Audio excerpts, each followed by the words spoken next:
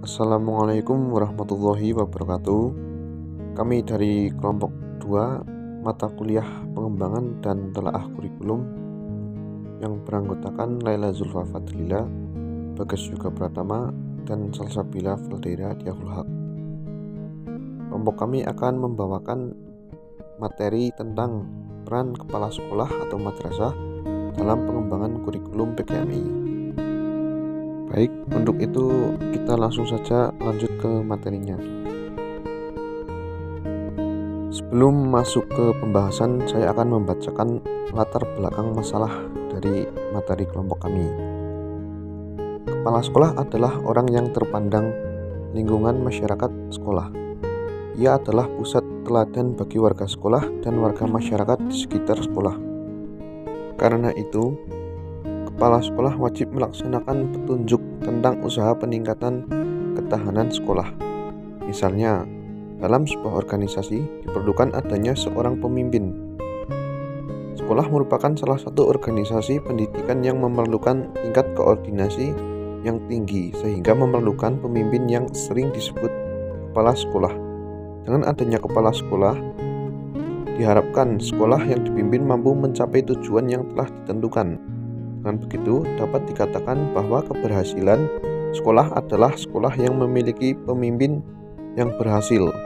Oleh sebab itu, untuk menjadi kepala sekolah, sekolah harus mempunyai kualifikasi yang telah ditentukan, karena kualitas kepemimpinan kepala sekolah merupakan kunci keberhasilan organisasi.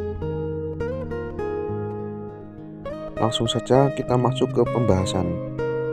Di sini kelompok kami akan membahas tentang syarat kepala sekolah, kinerja kepala sekolah, dan tugas kepala sekolah dalam pengembangan kurikulum.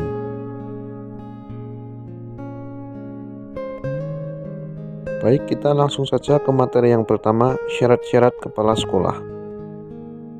Karena kepala sekolah bertanggung jawab atas lembaga yang dipimpin untuk melaksanakan berbagai kegiatan, mengelola berbagai masalah yang berhubungan dengan pelaksanaan administrasi sekolah. Maka, oleh karena itu, untuk menjalankan tugasnya sebagai kepala sekolah yang baik diperlukan seseorang yang memiliki syarat-syarat tertentu. Syarat yang pertama, pendidikan paling rendah sarjana S1 atau diploma 4D4 dari perguruan tinggi dan program studi yang terakreditasi. 2. Memiliki sertifikat pendidik dan sertifikat guru penggerak. 3. Memiliki pangkat paling rendah penata muda tingkat 1 atau golongan ruang 3 bagi guru yang berstatus sebagai PNS. 4. Memiliki jenjang jabatan paling rendah guru ahli pertama bagi guru pegawai pemerintah dengan perjanjian kerja. 5. Memiliki hasil penilaian kinerja guru dengan sebutan paling rendah baik selama 2 tahun terakhir untuk setiap unsur penilaian. 6. Memiliki pengalaman manajerial paling singkat 2 tahun di satuan pendidikan, organisasi pendidikan, dan komunitas pendidikan. 7. Sehat jasmani, rohani, dan bebas narkotika, psikotropika, dan zat adiktif lainnya berdasarkan surat keterangan dari rumah sakit pemerintah. 8. Tidak pernah dikenai hukuman disiplin sedang atau berat sesuai dengan ketentuan peraturan perundang-undangan. 9. Tidak sedang menjadi tersangka, terdakwa, atau tidak pernah menjadi terpidana. Dan yang terakhir, 10. Berusia paling tinggi 56 tahun pada saat diberi penugasan sebagai kepala sekolah.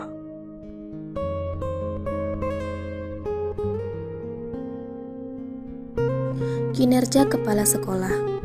Kinerja kepala sekolah merupakan kemampuan untuk melaksanakan pekerjaan atau tugas yang dimiliki dalam menyelesaikan suatu pekerjaan sekolah yang dipimpinnya. Kinerja merupakan hasil kerja dalam rangka mewujudkan tujuan strategi dan kontribusi terhadap lingkungan strategi. Oleh karena itu, kinerja merupakan bentuk bangunan yang multidimensional, sehingga cara mengukurnya sangat bervariasi, tergantung kepada banyak faktor. Prinsip kinerja kepala sekolah. Berikut adalah beberapa hal dari prinsip kinerja kepala sekolah. Yang pertama ada objektif. Objektif berarti penilaian berdasarkan pada prosedur dan kriteria yang jelas, tidak dipengaruhi subjektivitas penilaian. Yang kedua adil. Adil berarti penilaian tidak menguntungkan atau merugikan kepala sekolah karena perbedaan latar belakang. Yang ketiga terpadu. Terpadu berarti penilaian kepada sekolah merupakan salah satu komponen yang tak terpisahkan dari kegiatan kepala sekolah. Selanjutnya yang keempat, yaitu terbuka. Terbuka berarti prosedur penilaian. Kriteria penilaian dan dasar pengambilan keputusan dapat diketahui oleh pihak-pihak yang berkepentingan. Dan yang terakhir adalah sistematis. Sistematis berarti penilaian dilakukan secara berencana dan bertahap dengan mengikuti langkah-langkah yang baku.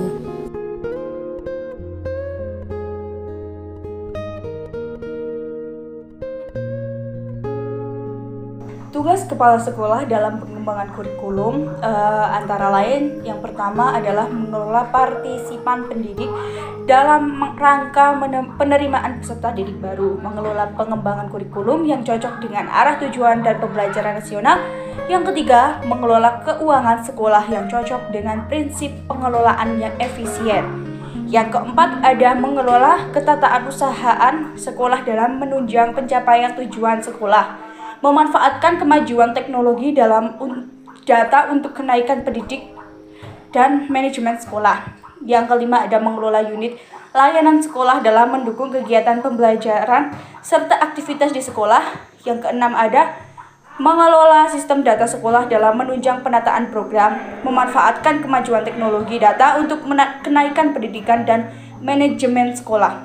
Dan yang terakhir ada melaksanakan monitoring penilaian serta pelaporan penerapan kegiatan sekolah dengan prosedur yang pas dan merancang tindak lanjut. Yang selanjutnya ada menyusun perencanaan sekolah untuk bermacam tingkat perencanaan, meningkatkan organisasi sekolah yang sesuai dengan kebutuhan,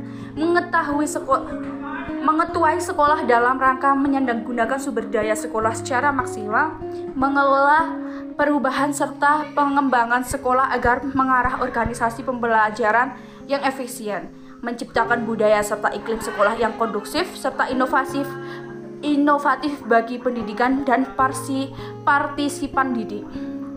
Mengelola guru serta dalam rangka pendayagunaan sumber energi manusia secara maksimal, mengelola fasilitas serta prasarana sekolah, dan mengelola ikatan sekolah serta warga dalam rangka pendirian dukungan ilham sumber belajar serta pembinaan sekolah.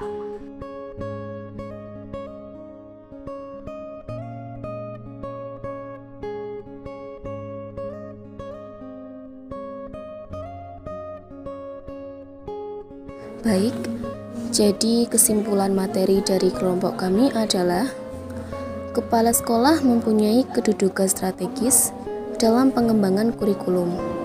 Dia dapat membangkitkan atau mematikan perubahan kurikulum di sekolahnya. Dan dia adalah tokoh utama yang mendorong agar senantiasa melakukan upaya-upaya pengembangan baik bagi guru maupun tugas keguruannya. Dan pada dasarnya, pengembangan kurikulum adalah mengarah ke tujuan pendidikan yang diharapkan, karena adanya berbagai pengaruh yang bersifat positif yang datang dari dalam ataupun luar, dengan harapan peserta didik dapat menghadapi dan memahami masa depannya dengan baik sebagai anak dan penerus bangsa.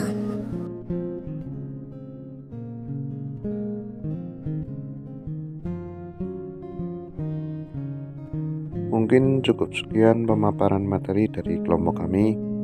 Mohon maaf apabila ada kesalahan. Terima kasih telah menonton. Apabila mau bertanya, silahkan tanya di kolom komentar. Semoga bermanfaat. Wassalamualaikum warahmatullahi wabarakatuh.